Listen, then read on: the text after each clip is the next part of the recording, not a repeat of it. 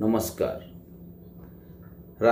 रूस राष्ट्रपति Vladimir Putin आज संध्यारे 2 दिनिया भारत गस्तर आसी दिल्ली पहुंचती। यूक्रेन युद्ध आरंभ पर यह तांकर प्रथम भारत गस्त होता बेले यह उपर समग्र विश्वर नजर रही। पालम विमान बंदर रे प्रधानमंत्री नरेंद्र मोदी निजे उपस्थित रही पुटिन को आलिंगन कर भव्य स्वागत करछंती। एही उष्म अभ्यर्थना भारत रूस बंधुत्वर गभीरता को पुनः थे साब्यस्त करिछि। पुटिन को स्वतंत्र विमान संध्या प्राय 6:45 अवतरण करथिला। विमान अवतरण पूर्व फ्लाइट राडार 24 वेबसाइट रे कहिथिला जे यह होछि विश्वर सबठारु अधिक ट्रैक होइतबा उड़ान।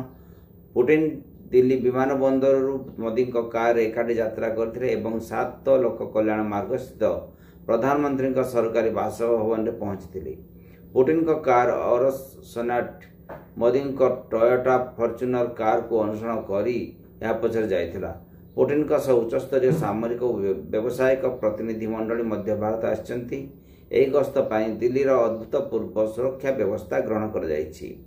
सशस्त्र कमांडो टीम स्नाइपर मुतयन सांग को राजधानी सर्वाधिक सतर्कता अवलंबन करा जाइछि। एही 2 दिनिया गस्तरे पुटिन 23तम भारत रूस वार्षिक शिखर सम्मेलन रे जोग देबे। शुक्रवार राष्ट्रपति भवन रे सांबादिक सम्मेलन रही। आज राति रे पुटिन प्रधानमंत्री बासभवन में आयोजित रात्रि नैश भोजनी सामिल हेबे।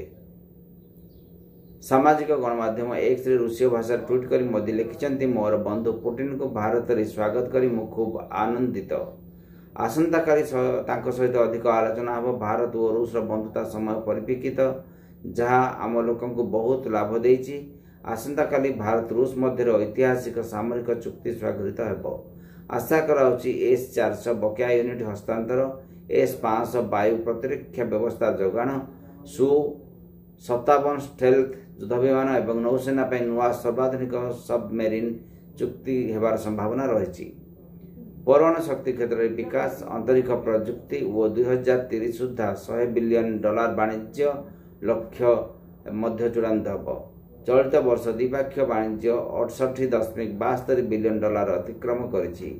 अंतरिक्ष क्षेत्र में रूस RD-191 semi cryogenic rocket engine और उत्पादन प्रजुक्ति भारत को हस्तांतर करिब।